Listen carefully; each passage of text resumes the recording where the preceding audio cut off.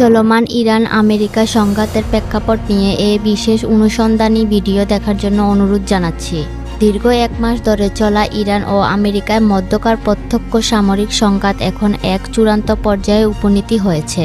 এদিকে মার্কিন president Donald Trump দাবি করেছে যে যুদ্ধের লক্ষ্য অর্জিত হয়েছে। অন্যদিকে ইরান তাদের অবকাঠামো ও সাইবার সক্ষমতা ব্যবহার করে পাল্টা সংঘাতের হুঁশিয়ারি দিয়েছে। গত 24 ঘন্টার সংঘাতের তীব্রতা বেড়েছে। তেহরানের নিকটবর্তী নবনির্মিত B1 সেতুতে হওয়া শক্তিশালী বিমান হামলায় অন্তত 2 জনের মৃত্যু নিশ্চিত করা হয়েছে। মার্কিন প্রশাসনের দাবি এটি ছিল একটি কৌশলগত লক্ষ্য।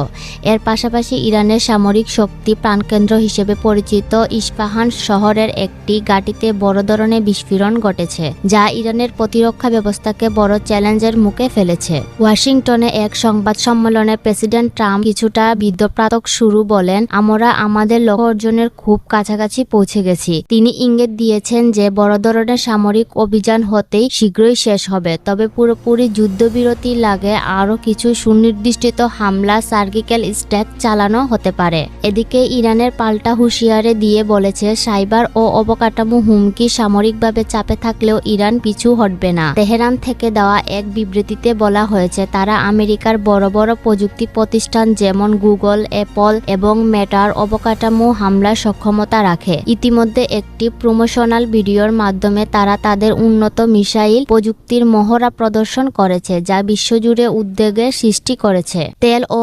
ভূরাজনৈতিক এ যুদ্ধের সবচেয়ে বড় প্রভাব পড়েছে বিশ্ব অর্থনীতিতে।